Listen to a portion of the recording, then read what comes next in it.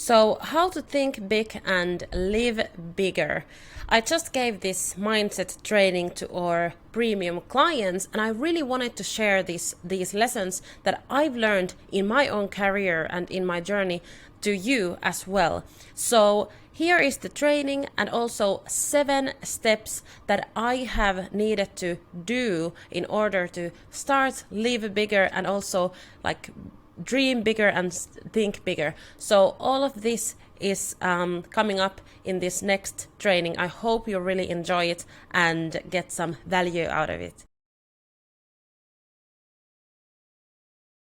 I want to share this because I really feel like when I shared my goals previously last year, I ended up reaching them. So I really started talking more about that. And now I've been also thinking that maybe I should also include this to my own social media posts and like things like that, because like when we do marketing and talk about our ideal clients' problems, but I think it's also really inspirational to talk about the big goals and dreams that you might have, because that's something that maybe attracts also the people because they want to be part of that journey and also part of like realizing that vision that you might have. So my goal is to grow the business to 1 million per month faster than it took me to reach those 100K months. And I don't know like which timeline we are going to be talking about, but for example, I started in business, like I started this business and it took me like 2.5 years to start reaching those 100K months. So now I just want to get there faster to those 8-figure yearly revenue than it took to where we are right now. So that is my first goal. And I really know that it's possible because I can look back and okay, like I did also this from 0 to those 100K months in just 2.5 years. And then the next goal is to appear in a large media program. So to get my message to millions of people. And what I mean by this large media program, like I mean like TV show or like stream service show or something like that. But I don't know, like maybe YouTube is the biggest platform in the next decade and I want to have a YouTube show. Like it doesn't matter really like what the platform is, but I really would want to have like some kind of bigger outlet to the message that I want to be sharing. And the message is that like how you can make money and not to need worry about it anymore, like especially for women and people that have been maybe underestimated, or they just have the big ambitions, but they just don't have what it takes to make the money to realize their own purpose in business. But yeah, and also the third thing, and this is more long-term, is to become a similar influential person as Oprah. And that is like one really big name, and I really like to refer to that person because I know like everybody knows what I mean by that. Like everybody in the world knows her, and she has been doing amazing work with her in her career. So that's what I want to be also like referring to here, and not just say like I want to have 1 million Instagram followers, but I think that is more tangible and like you get what I mean when I'm saying Oprah there. And now you might be thinking like, I don't know if you, but maybe somebody watching this recording later is a person who thinks small and is asking like, is nothing enough? Or like you might know these people in your own like network or your friends or family, like why isn't that enough? Like, or like why, even if you are yourself the small thinking person and you are thinking like, why should you like aim for anything bigger? Isn't that enough what you already have? But the separation for a person who thinks big is that it thinks that it's not about being enough, but it's actually about how far are you capable of going. I would even change it here, like not willing, but actually like capable. Because I think that really says what I mean. Like why are we here in this world? Like I think we are here to see like, okay, what is my capability? Like, it's not even like how far I'm willing to go, but capable of, like, when it comes to your circumstances, your background, your everything, like that is different for everyone.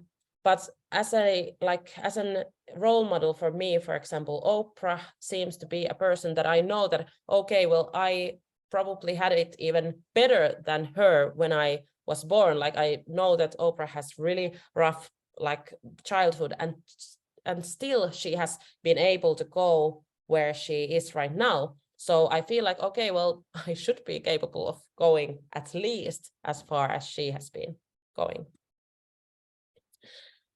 And I've understood that it's not about money, it's about love for the game. And this is also a good thing to remind myself and yourself too, because I think that for us, like feeling like, oh, she just wants so much money, but it's actually not about that. Like, of course, like I don't need probably like millions to be living nicely and comfortably, but the numbers are just a tool to measure which actions you need to take in order to reach a specific number goal. So for example, if I'm talking about 7-figure months, so meaning 1 million plus in revenue in 1 month, I need to do totally different things than in order to do like 10K months. And that's why I really, I just love the game. Like, I just love thinking, like, I'm watching and trying to look at some kind of like strategies and new information, like, okay, well, what should I do, or what should I do to like get there? Like, I just love the game of that. And also one thing that I want to mention is that I have like this disclaimer here, like, okay, it's not about money, but if we think about men, I don't think that they would have explained anything about their goals. They just say that, okay, I want to build $1 billion company, and that's it. And I'm not going to be explaining anything. But for us, like for us women, I really feel like we need to have the purpose, the meaningfulness there. And we also are really used to like explaining ourselves, like, why do we want to do that? But also like to remember, like, we don't need even like bigger reasons to do anything. Like, we can just do it if we love it and like it. Like, I don't think that we need any explanations, but that's just something to be noted, that as women, I feel like I need to explain myself for wanting to build a big business, but that's actually a little bit weird. But yeah, and these weren't always my goals. I also want to remind you that if you're not thinking as big, like, it doesn't matter. Like, I don't care. For you, big goals might be super different. Like, it doesn't matter. Like, you don't need to build anything similar that I am currently aiming for. But I just want to say that for me, like, I started with just having a goal of reaching 10K months, which felt really impossible for me at the time, when I was like, my highest months when I was working for part-time in this store was like if I got 1,000 euros in salary. So like, it all depends, and we need to grow to our goals. And these are like, I made the decision when I was a young girl, like a really little girl. I still remember making the decision that I want to see how far I'm able to go with what I have, with the background that I have been given, and with the circumstances that I have. And I just want to see, like, how far can I go? And then, like, you know my story, I'm not going into like, or I don't know if you know my story that well, but like but still, like, I'm not going to go super detailed here. But I moved to Helsinki in 2016, and then in 2017 I already started my first company.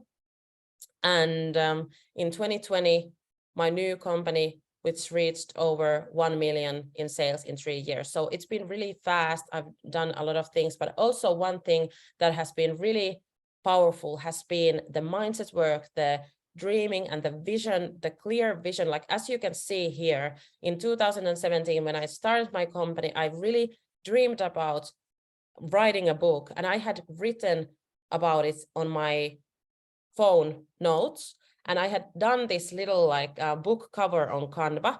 And then in just like 4 years later, I actually published a book, and the cover looks really similar if you think about the colors and the design, and I didn't have anything to do with this cover. So this is really like, I don't know if this is universe, magic, whatever, but this is just super weird that the book like this was done by the publisher. So I really have seen these amazing things happening when you have super clear vision and goals, even like this type of visualization where you are actually showing like, okay, this is what I want, and then this is what you can get. So I really hope that this is inspirational for you too. Like you can actually, like I believe that you can achieve anything that you just decide to.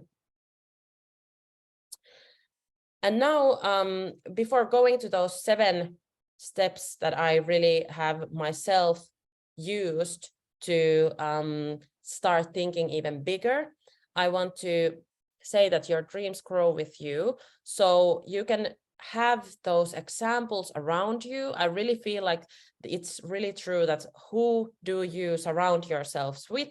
Because if you have like 5 people around yourself that are like maybe doing like 10K months in their businesses, you are probably going to be the 6th one of doing those 10K months. Like it's actually super weird, but it's true. Like I have this mastermind group where we have grown to like now having like all of us have like these million-euro businesses per year. So I really have seen that it's actually like the people you surround yourselves with, because that becomes new normal for you and for your friends. And then it's like just super weird thing, but it really matters who you surround yourselves with. So if your goal is to become like 7-figure business owner, try to look for those people who are having the same goals or like doing it already, like have those around you. And also seeing examples from them, like you can have also like mentors or like mastermind groups or like this type of community. Like here we can see each other, of course, like this is a great place to be. And also for me, when I was writing the book, like this book, I didn't have any examples of my friends writing books back then. But then in 2021, when I published it, also already like several of my friends had published their books. So of course, like I saw these examples in my life, like, okay, these people are publishing their books, like I can do it too. And I ended up like pitching the book to a publisher like several times so that they said yes to me. And I was really certain that I would get that in, because I had seen that, okay, well, other people in my network and as my friends, they have done it too. And also from achieving things that felt impossible before, like remind yourself about those. Like this is the basic stuff that we do in the beginning of IGA, the mindset book, where you have also created the vision board of all the things that you've already achieved. It's really important to remind yourself about those.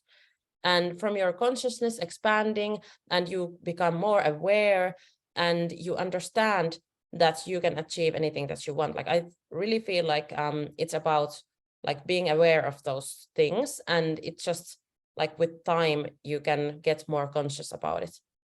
And then the only thing you can control is how committed you are to achieving what you want. Like that is the only thing. Like you can't control anything, your circumstances, like what other people are doing or how they are behaving or reacting to what you are doing, but you can control on like how committed you are achieving what you want. Like it really like comes down to that. Like, are you able to do like the extra work if it's needed? So 7 ways to start thinking and living bigger. The first thing is that your new life will cost your old one. And this is really important to notice. Like we might sabotage ourselves from succeeding because we know that this will happen, and we are not letting it to happen. But everything you know will break. And like it's just the things that you now think that are true, the way that you are doing and living, like that will break. And it's not always like, it can be positive change, but also like breaking your current habits, your routines. Like if it means, for example, that you can't watch Netflix for so long as long as you are used to now, in order for you to reach your business goals, like it can be difficult for you to like not do that. And also the limiting beliefs that you might have, they are also like, they feel safe and they feel comfortable when you have those, like, I can't do that because of this. But when you break those limiting beliefs, it means that you need to say that you were wrong, and it's not always nice. And also, other people's dreams about you have to die in order for you to bring your dream to life. So what I mean by this, I actually saw this from Alex Hormozy video, or some content that he posted, and it was really good because he said that, for example, your family expects you to be the best version of yourselves to serve them. So of course, like for example, your mother might have this like this picture of you that she wants you to be, that actually serves her the best.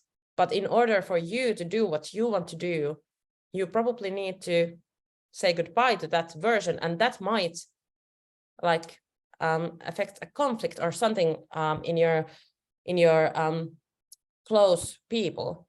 And for me, for example, it has been my the motherhood for me. Like when I remember getting pregnant with my daughter, I really remember that it was actually the time that I knew that it's going to be changing everything that I have been before. And everyone who are mothers now here, you know, like that was maybe the biggest, one of the biggest identity changes and like biggest change that has happened to you.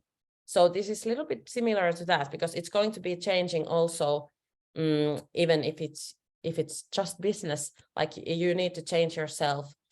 And also, for example, the relatives that I see, that they are living their lives, they are really living the same life that they lived, for example, 5 years ago. But for me, because I'm changing every single day, so in half years, if I see them in like 6 months apart, like it's so different for me to go there, because I am a totally different person and they are still the same. And they like, that is the most, when you like see the change that you have made, and they can see that, okay, this is not the same person that was here 6 months ago, for example. So like those are the times when you notice the changes that have happened. And also do the hard things, because that is going to be giving you the confidence that you will need in life. And you don't need the experience, you need the courage. Like that is the thing. And also for me, for example, like I feel last year when I skyrocketed the business, the only thing that I really felt that I needed in order to do that was the courage to post things that I knew are going to piss some people off. And like I did that even though I knew that they like, some people don't like the way that I talk, or the way what I talk about. And like I really think that it was the courage that I needed to just post the things on social media, for example. But also the courage to take calls with people that were so much more experienced than I was, or like I felt that, and still to have the courage to pitch and sell them my services.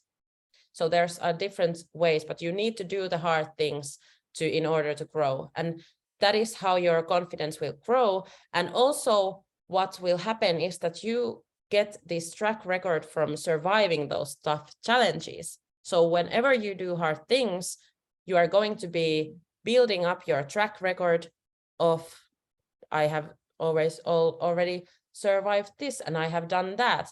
And then when the hard things become easier, a much easier thing, because you already know that I've done something hard in the past.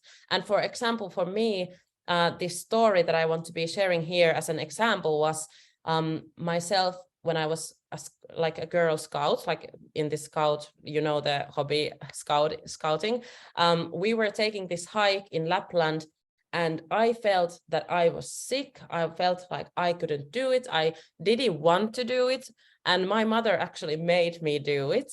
And she was like, you need to go there, just go there. Maybe as a single mom, she was happy that me and my sister were going away for a week, and she had some free time. Maybe it was because of that, but I felt like I just want to stay at home. I don't want to go there. And I got sick and everything. But then I went there. I got better the same night that I was there, and we did the hike, and it was one of the best experiences that I had in my youth, in my childhood. I was 16, so not a child anymore, but a teen, and it was really great experience because it showed me that, okay, I could do this. I could hike 55 kilometers in Lapland, in snow, in these mountains. Like it was crazy. And I really understood back then that, okay, well, if I could do this, I can do probably some other hard things as well. So I really think it was super key and important thing for me to building my confidence for the future. So I think as mother also, I want to be making my child go through like hard things, because that's what's going to be making them, like the kids, also tough and like confident. And like, I don't mean dangerous things, of course, like this was like all good, but it was just hard thing for me at a time. And it can be now like social media posting or something else. But yeah, so other thing, going from what if I fail to what if I succeed. This is also another thing what I write on my notebook sometimes when I feel like overwhelmed, or like I feel like everything is going like not the way that I want to. And then it's really easy to start thinking like, oh, what if I fail? Like this is going to be down and this is going to go wrong. But instead, I try to write down like, what if I succeed? What if I make this work? And then I can see all those things that I want to achieve. And that is what I need to remind myself to keep going. And the reality is that if you feel and fear the fear of failure, it's actually you saying that you don't want to put your ego, your money, or energy to risk. You just don't want to risk your, for example, your time to do something, or your money, or your ego. So I really think that it's that thing in your head limiting, or like you have this obstacle of not doing something, not because you are afraid of failing, but actually afraid of risking these things, because nothing is certain. Of course, you cannot, like, there is no 100% success rate in anything that you decide to do. Like everything, of course, it can fail, but it's you putting your ego, money, and energy to risk to get those things. And what I've also noticed is that the bigger the risk, the bigger the reward, of course. And that's what you gotta do. So if you've now played it safe, you've only done what feels comfortable, maybe you need to do the thing that makes you feel uncomfortable in order to actually achieve what you want.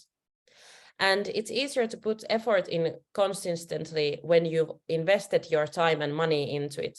So of course, like that is a reason behind our premium program as well. You've got some skin in the game when you've invested a lot of money into it, and that's how our clients get results as well. But this is like in everything that you do in life and also in business, like you need to like invest your time and money into something to actually make it work. Like you can't do it on the side and like just wait for a big success. And the story behind this lesson has been that I've done like a lot of launches. I've been launching programs, launching online courses, and failed with them. Like I didn't make sales, and at least at one point I needed to return the money to the buyers because I only got 4 clients for this course that I has like costed like under 100 euros, and I returned the money because it wasn't worth for me to work with them for half a year. Like it was crazy, like the pricing was so wrong, but like it wasn't worth for me to start working with them. The launch didn't go like I planned. So like I failed multiple times, but still I've done it again and again, and then succeeded eventually. And authenticity, you can't go wrong with this. So really thinking big, living bigger, like being authentic is the number, I don't know how many number this is, but the key, one of these key things. So you can't go wrong by being authentic. You don't need to worry about your reputation being good. You don't need to be worrying anything if you're just authentic, because you can stand behind whatever you are saying, because that's just authentically you. Of course, you can change your opinions in, like if somebody says that, okay, you can say that, or you can think that because of XYZ, but actually, like if that's authentically you can at least stand behind that. And if your reputation gets like somebody is not liking, or like there's like your reputation gets a hit by something that you've said, but you actually stand behind it, like I don't know, maybe these people just wanted to understand you wrong, or they just like there's something like, but it doesn't matter that much when you know that this is something that you stand behind, really. And if you pretend to be something you're not, like who does it serve? Like if you think about, for example, me, I've got several people saying that you can't be talking about those numbers in your marketing or like in your social media, like saying those numbers that you're making, and like they have all these reasons why I can't be doing that. But who does it serve if I actually don't do that anymore? Like, what is their aim? To silence me? And if you think about that, all the people that actually get help, inspiration, motivation, and they get things going because they see the social media posts, and instead of like somebody like maybe like not like getting offended of somebody posting, like who does it serve? So I think that it's really important to think like this, and think that maybe these people who are trying to silence you, like they are not the people that you want to be serving either.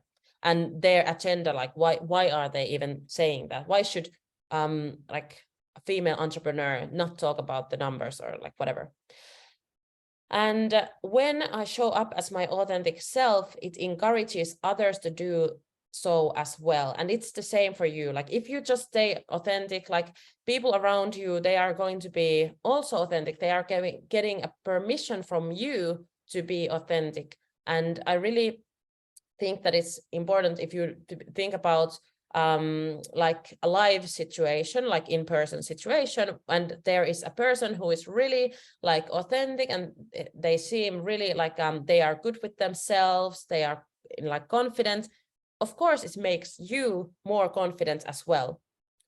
Like vice versa, if that's person, like there's some people, some person in an event, for example, who is really like insecure, like really like not that nice or anything, like it makes the energy around them also a little bit weird.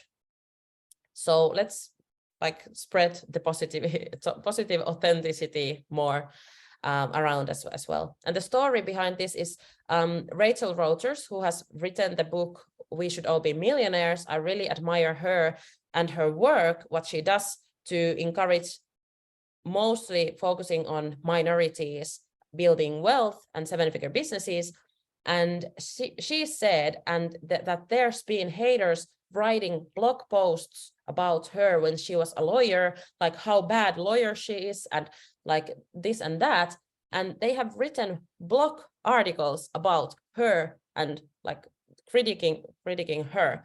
So now that I think about like her, and I can't see anything wrong with her message or what she does, and I am really truly her fan.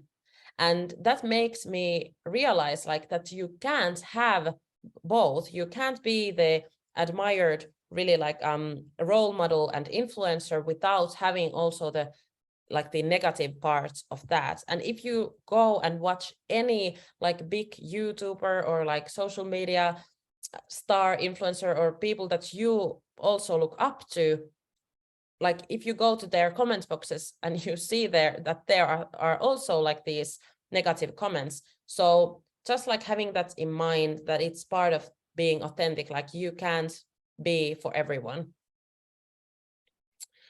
And I think this is probably the last one. Also thinking about your 80s and what you will be thinking back then, like your life back right now, for example, like if you think about yourself as an 80-year-old, you're probably, I hope that you are fine physically and like still mentally, but if you think about your life, like you would probably say some things like, oh, you should have just taken that risk and see what happened, or like I hope that I went with my dreams more, or like something like that. Or I set bigger goals, for example, because I know now that I could have maybe like done it. So let's not like be 80-year-olds that have really like regrets on our lives, but let's see just how far you can go. And like we all have different goals. It can be really different from like each one of us, but also thinking long term, like this tool, like thinking about yourself as 80-year-old, is going to be helping you to think long term. And also having this expectation, like I really like to do this investigation on like how this business was built, or how this person built their popularity, for example. Like I like to investigate, for example, Kardashians, like how did they build this empire and influence like billions of people right now, or for example, Oprah. And then I can see that it took actually Oprah decades to build her current credibility and authority. It didn't happen overnight. It didn't happen in a year. But of course, with social media nowadays, we can see that there are faster routes that you could take, of course. But it's just like when you also do this type of investigation, you understand that it takes probably more and longer than you think to achieve the long-term big vision and goals. Actually, this was I don't know if this was the last or if there's something after that, but also stop looking back. Step away from the competition. I really like the idea of finite and infinite game. I don't know if you have watched the video where Simon Sinek is talking about this, but it comes down, I have this story about Michael Phelps. Like everybody knows Michael Phelps as a Olympic swimmer, and nobody remembers who came second the time that he was competing.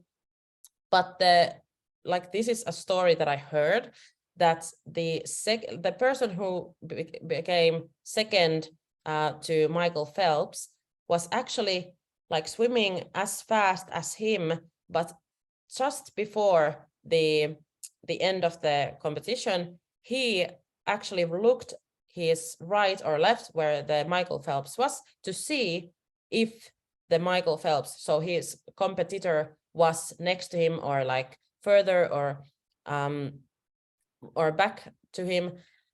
And that was the thing that actually then ended up him losing to Michael Phelps. So this is another way that I see that you shouldn't be looking at your competition, you shouldn't be worrying about it, you should just focus on your own thing. But also that is an example of finite game, and business isn't finite game. Like there is no winners, there is no second place, there is no losers, but there is actually infinite game where your job is to keep yourself and your business in the game. It doesn't matter if there's a month that is bad, or if there's even a year or decade that the business is not as good as you would want it to be. But the main thing is that you need to stay in the game. And that is like what we try to play business in this finite game thinking, where there's well-known players, set rules, set goals, but actually we should be playing with the infinite game in mind. So we have well-known and unknown players, we have changing rules, goals to keep the game on. And there's something that has been said about this. So finite games have clearly defined ends with winners and losers. In infinite games, all the participants try to keep the game going. So if you think about, for example, business is going to keep going even though your business is going to go bankrupt and not exist anymore. There are no winners or losers. Instead, there are those who stop playing because they lack the will and or resources to continue the game. So your job is to just stay in the game. But your life only grows when you grow, and everything comes down to the inner work. And also your business grows when you grow. Like as a business owner and entrepreneur, you are probably the bottleneck of growing the business that you have. It's the same for me. It's the same for you, for everyone. Like we as entrepreneurs are the business is as big as we are with our inner work, with our mindset, with the knowledge that we have. And it's our job to grow ourselves. Like business and entrepreneurship is the best self-development work that you can probably do ever in anything. So that is the way to grow the business as well. And there is no like magic pills or like strategy that is the absolute killer and works, but you just need to change probably yourself to make it work. And then there are people that will bring your business to the goals that you have. Like it's people who build the businesses. But yeah, thank you for the time that you took to listen to my presentation. And I'm going to stop the recording and we can start conversation right now about this.